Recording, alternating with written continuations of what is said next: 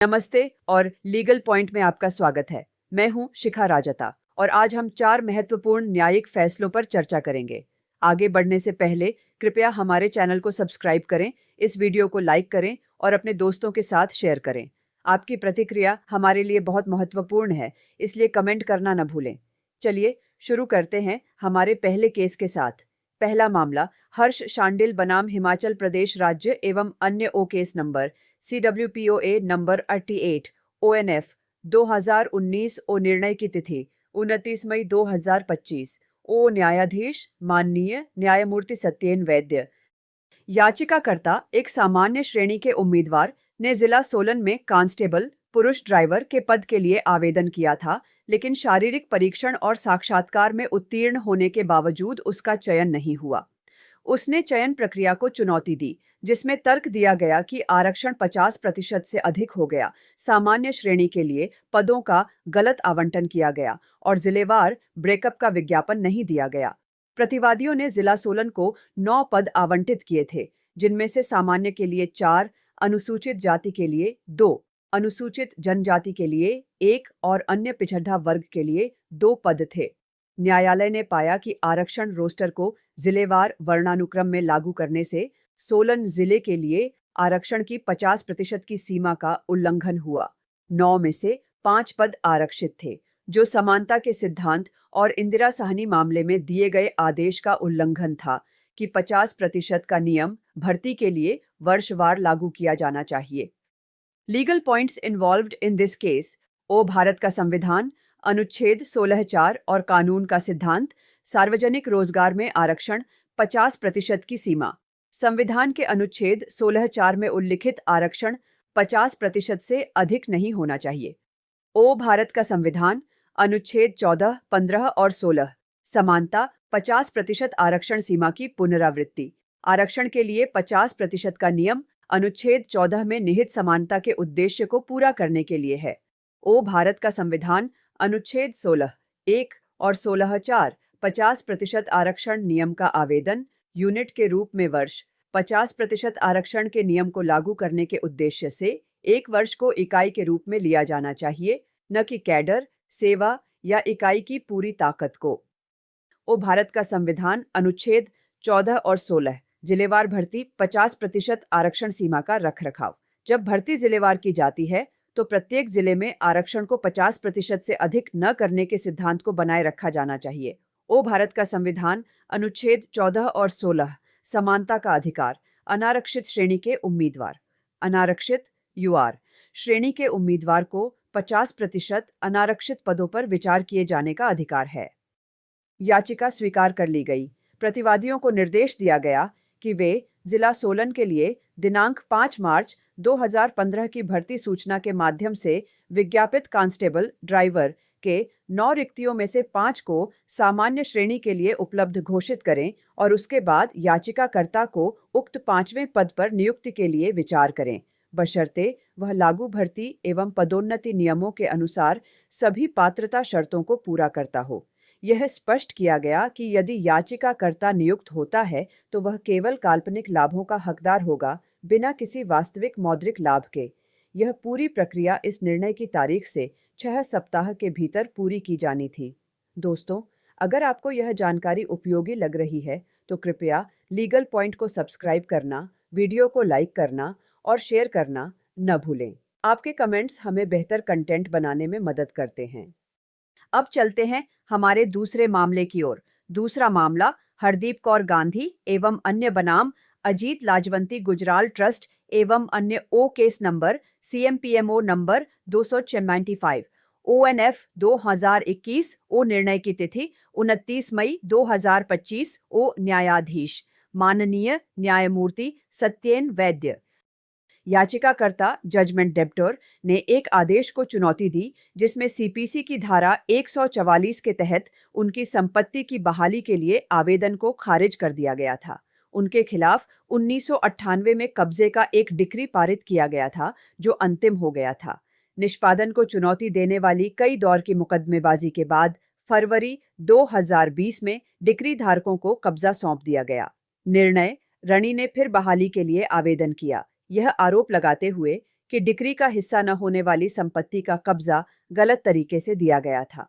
न्यायालय ने माना कि सीपीसी की धारा 144 तभी लागू होती है जब किसी डिक्री को बदला या पलटा जाता है, जो यहाँ नहीं हुआ था क्योंकि मूल डिक्री को बरकरार रखा गया था। Legal points involved in this case. ओ सिविल प्रक्रिया संहिता धारा 144 बहाली के लिए आवेदन पूर्व शर्तें।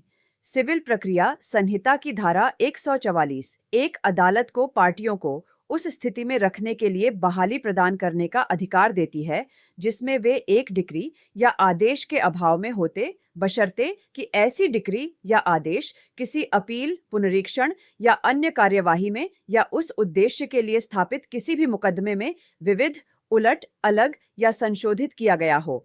ओ सिविल प्रक्रिया संहिता धारा 144 बहाली के लिए आवश्यकता। सीपीसी की धारा 144 के तहत अधिकार क्षेत्र के प्रयोग के लिए अनिवार्य शर्त यह प्रमाण है कि डिक्री या आदेश जिसके तहत एक पक्ष को लाभ हुआ है, अपील, पुनरीक्षण या किसी अन्य कार्यवाही में रद्द, उलट या संशोधित किया गया है। ओ कानून का सिद्धांत बहाली का सिद्धांत अंतर्निहित क्षेत्राधिकार। अंतर्निहित क्षेत्राधिकार का प्रयोग करते हुए भी बहाली प्रदान करने का अंतर्निहित सिद्धांत यह रहता है कि बहाली तब होती है जब कोई डिक्री या आदेश उलट या संशोधित किया जाता है और यह पाया जाता है कि ऐसी डिक्री या आदेश के तहत एक मुकदमेबाज पक्ष ने दूसरे की कीमत पर अनुचित संवर्धन या लाभ प्राप्त किया था।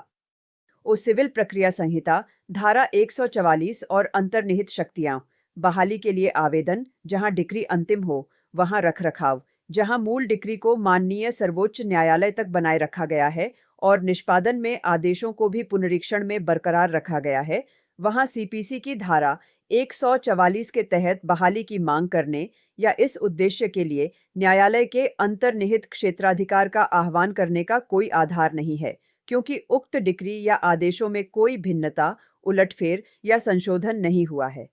याचिका में कोई मेरिट नहीं पाई गई और इसे 25,000 रुपये के कॉस्ट के साथ खारिज कर दिया गया। एक बार फिर, यदि आप हमारे काम को पसंद कर रहे हैं तो कृपया लीगल पॉइंट को सब्सक्राइब करें, लाइक करें, शेयर करें और कमेंट करें। आपका समर्थन हमें ऐसे और जानकारीपूर्ण वीडियो लाने के लिए प्रेरित करता है। आइए अब अपने तीसरे मामले को देखते हैं।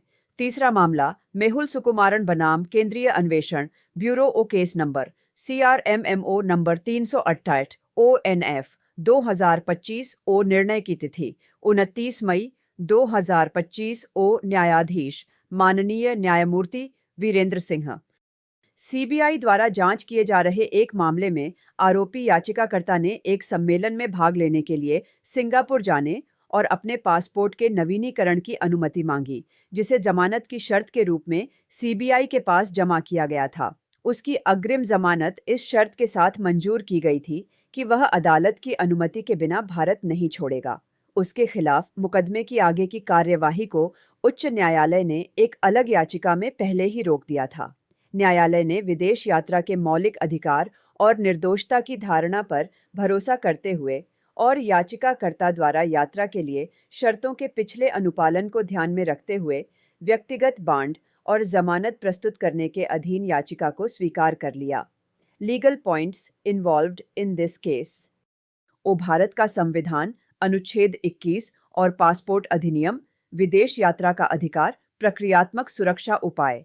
किसी भी व्यक्ति को विदेश जाने के उसके अधिकार से वंचित नहीं किया जा सकता है जब तक कि राज्य द्वारा बनाई गई कोई विधि न हो जो उसे इस प्रकार वंचित करने की प्रक्रिया निर्धारित करती हो और वंचना ऐसी प्रक्रिया के अनुसार कड़ाई से की जाती हो। प्रक्रिया स्वयं मनमानी, अनुचित या अतार्किक नहीं हो सकती। ओ भारत का संविधान अनुच्छेद 21 और आपराधिक कानून निर्दोषता की धारणा, आरोपी के मौलिक अधिकार। कानून एक आरोपी को तब तक निर्दोष मानता है जब तक कि उसका अपराध साबित न हो जाए। एक संभावित निर्दोष व्यक्ति के रूप में वह संविधान के अनुच्छेद 21 के तहत गारंटीकृत स्वतंत्रता के अधिकार सहित सभी मौलिक अधिकारों का हकदार है, जिसमें विदेश यात्रा का अधिकार भी शामिल है।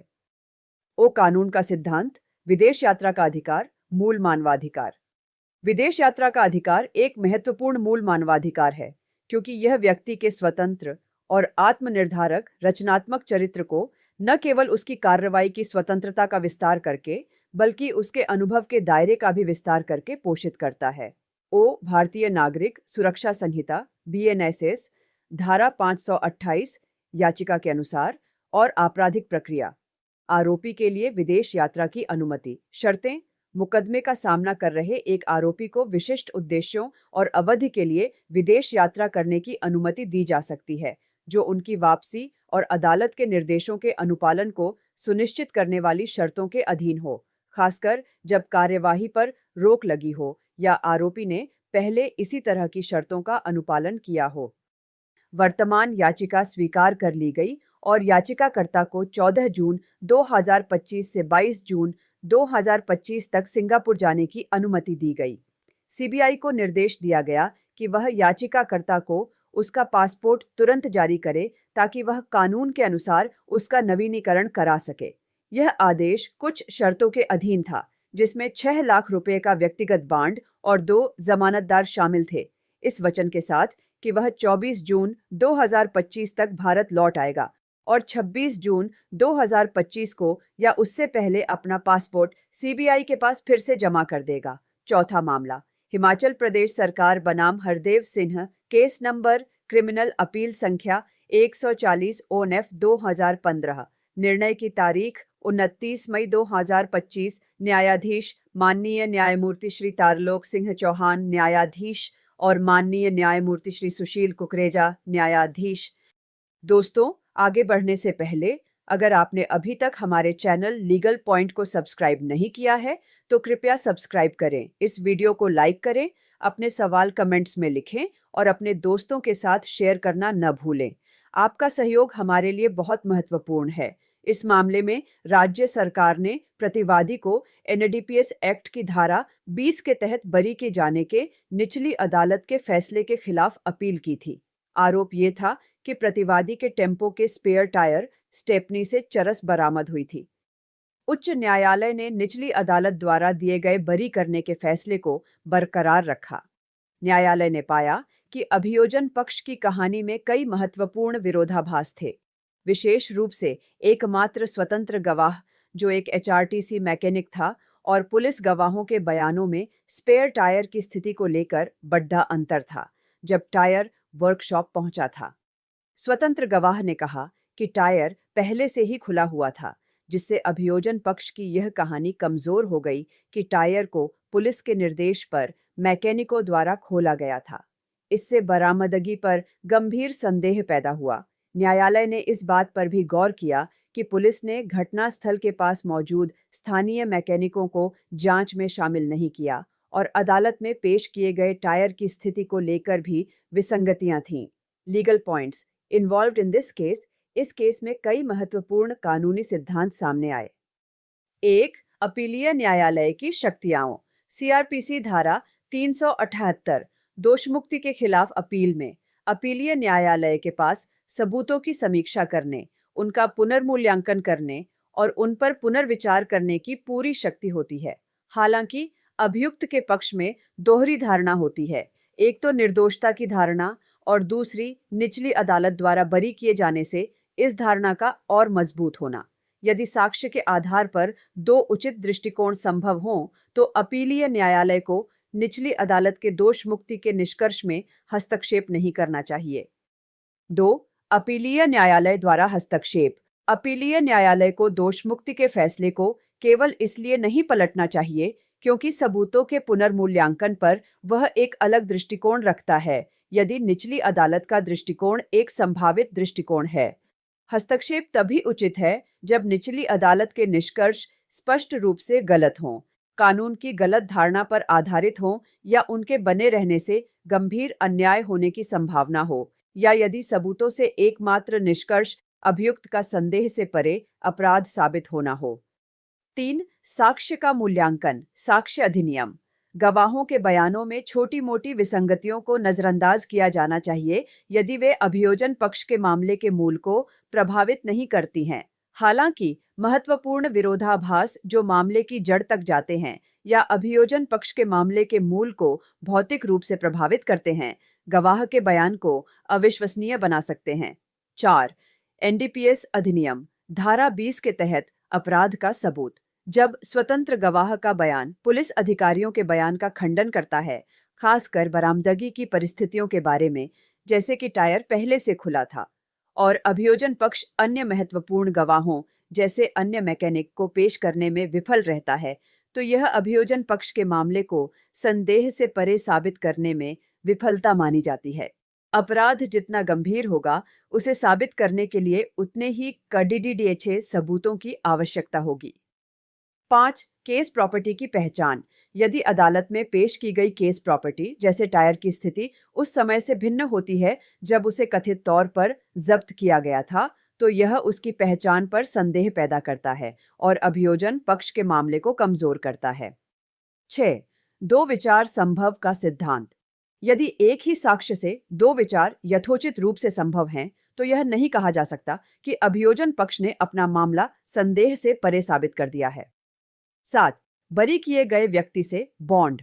भारतीय नागरिक सुरक्षा संहिता धारा 481 बरी किए गए प्रतिवादी को व्यक्तिगत बॉन्ड और जमानत प्रस्तुत करने का निर्देश दिया जाता है, जो 6 महीने के लिए प्रभावी होगा, ताकि यदि फैसले के खिलाफ विशेष अनुमति याचिका दायर की जाती है तो वह सर्वोच्च न्यायालय के समक्ष उपस्थित हो सके। दोस्तों, कानूनी पॉइंट्स काफी विस्तृत थे। उम्मीद है आपको समझ आए होंगे। अगर आपके कोई भी प्रश्न हैं तो नीचे कमेंट सेक्शन में जरूर पूछें। और हाँ, अगर आपको हमारा काम पसंद आ रहा है तो चैनल को सब्सक्राइब करना, वीडियो को लाइक करना और अपने दोस्तों के साथ शेयर करना बिल्कुल न भूलें। आपके एक लाइक और शेयर से हमें बहुत प्रोत्साहन मिलता है। उच्च न्यायालय ने माना कि अभियोजन पक्ष अपना मामला संदेह के उचित दायरे से परे साबित करने में विफल रहा है और निचली अदालत ने प्रतिवादी को बरी करके सही फैसला किया था। इसलिए राज्य द्वारा दायर की गई अपील को खारिज कर दिया गया और निचली अदालत के बरी करने के फैसले को बरकरार रखा गया। यह थे आज के 4 महत्वपूर्ण मामले। उम्मीद है आपको यह एपिसोड जानकारीपूर्ण लगा होगा। लीगल पॉइंट को देखने के लिए धन्यवाद। कृपया हमारे चैनल को सब्सक्राइब करें, वीडियो को लाइक करें, अपने विचार कमेंट्स में बताएं और इसे दूसरों के साथ शेयर करें। हम जल्द ही और कानूनी विश्लेषणों के साथ वापस आएंगे। तब तक कानून जानते रहिए, सुरक्षित रहिए।